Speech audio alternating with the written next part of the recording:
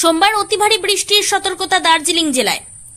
ভারী বৃষ্টির সম্ভাবনা আলিপুরদুয়ার এবং কোচবিহার দুই জেলাতে। বজ্রবিদ্যুৎ সহ বৃষ্টির সম্ভাবনা দার্জিলিং, কালিম্পং, জলপাইগুড়ি ও উত্তর দিনাজপুরে। মঙ্গলবারে জলপাইগুড়ি, আলিপুরদুয়ার ও কোচবিহারে ভারী বৃষ্টির সতর্কতা। বজ্রবিদ্যুৎ সহ বৃষ্টির সম্ভাবনা দার্জিলিং, কালিম্পং, উত্তর দিনাজপুরে।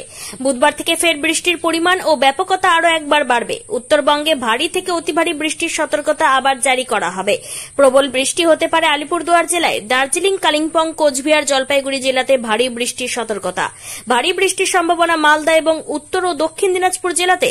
বৃহস্পতিবারেও ভারী থেকে অতি ভারী বৃষ্টির সতর্কতা থাকবে জলপাইগুড়ি, আলিপুরদুয়ার, কোচবিহার জেলায়। এছাড়া দার্জিলিং, কালিম্পং এবং উত্তর দিনাজপুরে ভারী বৃষ্টির সতর্কতা। শুক্রবারে ভারী থেকে অতি ভারী বৃষ্টির সতর্কতা দার্জিলিং, কালিম্পং, আলিপুরদুয়ার, কোচবিহার, জলপাইগুড়ি জেলাতে। চলতি সপ্তাহে আরও একবার দুর্যোগে দুর্ভোগ হতে পারে উত্তরবঙ্গে। পার্বত্য এলাকায় ধস নামতে পারে, সড়ক যোগাযোগ বিচ্ছিন্ন হতে পারে, নদীর জলস্তর বাড়তে পারে, নিচু এলাকা প্লাবিত হওয়ার আশঙ্কা। ভারী বৃষ্টিতে দৃশ্যমানতা কমতে পারে, টেলিকমিউনিকেশন বিপর্যস্ত হতে পারে, কাঁচা বাড়ি ও কাঁচা বাঁধের ক্ষতি হতে পারে, শস্য চাষের ক্ষতি হওয়ার আশঙ্কা। দক্ষিণবঙ্গ সোমবার থেকে স্ক্যাটার্ড রেইন হবে। বৃষ্টির পরিমাণ ও সম্ভাবনা কিছুটা কমবে, তবে বিক্ষিপ্তভাবে বৃষ্টির সম্ভাবনা থাকবে। বুধবার পর্যন্ত এই পরিস্থিতি থাকলেও বৃহস্পতিবার থেকে ফের বৃষ্টির সম্ভাবনা বাড়বে দক্ষিণবঙ্গের জেলাগুলিতে। বুধবার 10 জুলাই পূর্ব ও পশ্চিম বর্ধমান, বীরভূম, মুর্শিদাবাদ, নদিয়া জেলায় বজ্রবিদ্যুৎ সহ হালকা মাঝারি বৃষ্টির সম্ভাবনা কিছুটা বেশি থাকবে। বৃহস্পতিবার এবং শুক্রবার কলকাতা সহ দক্ষিণবঙ্গের সব জেলাতেই বজ্রবিদ্যুৎ সহ বৃষ্টি। বজ্রবিদ্যুৎ সহ হালকা থেকে মাঝারি বৃষ্টির পূর্বাভাস, সঙ্গে বজ্রপাতের আশঙ্কা থাকবে। মৌসুমী অক্ষরেখা বাংলা থেকে সরে গেল। রাজস্থান থেকে শুরু হয়ে জয়সলমীর, চিত্তরগড়, রায়সেন, মন্ডলা, রায়পুর হয়ে কলিঙ্গপত্তনম, এরপর দক্ষিণ পূর্ব দিকে মধ্য বঙ্গোপসাগর পর্যন্ত বিস্তৃত। পশ্চিম মধ্য বঙ্গোপসাগরে ঘূর্ণাবর্ত আপাতত পশ্চিম মধ্য বঙ্গোপসাগর ও উত্তর পশ্চিম বঙ্গোপসাগরে অবস্থান করছে।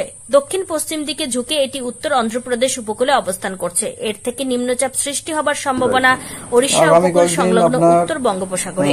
পশ্চিমবঙ্গের সব জেলাতেই প্রতিদিন বৃষ্টি আছে, স্পেশালি দক্ষিণবঙ্গেরও সব জেলায় প্রতিদিন বৃষ্টি আছে।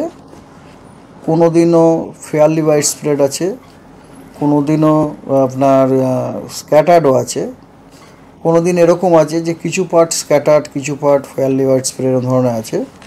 তো এই হচ্ছে ব্যাপার আর কি।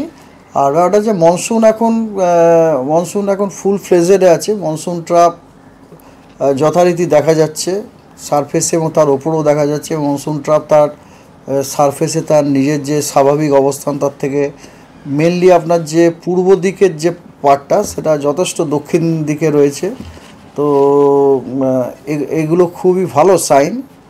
যেমন ধরুন মনসুন ট্রাফের যে পূর্ব প্রান্তটি সেটি তার স্বাভাবিক অবস্থান থেকে দক্ষিণে অবস্থান করাতে লাভটা হচ্ছে এইটা যে যদি ধরুন কোনো কারণে ওই মনসুন ট্রাফের পূর্ব প্রান্তটিতে একটি যদি কোনো সিস্টেম তৈরি হয়, লো প্রেসার সিস্টেম যদি তৈরি হয়, তাহলে সেই লো প্রেসার সিস্টেমের জন্য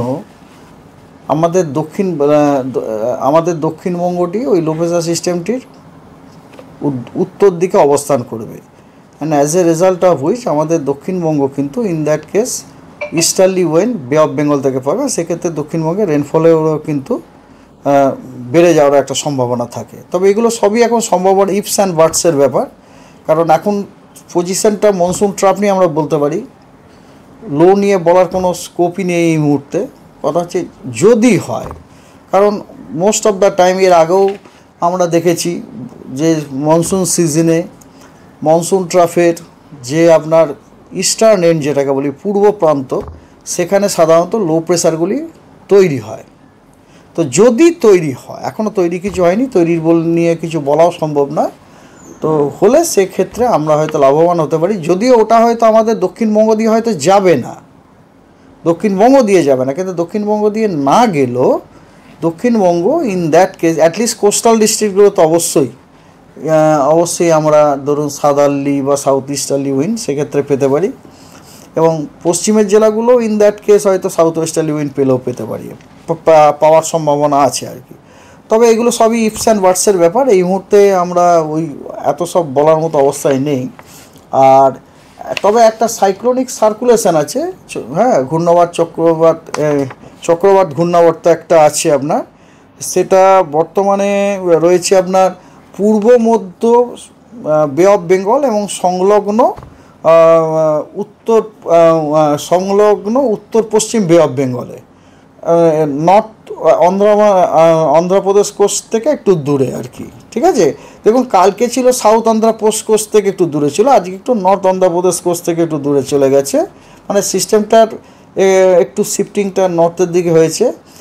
আর ব্যাপারটা হচ্ছে কি, এই যে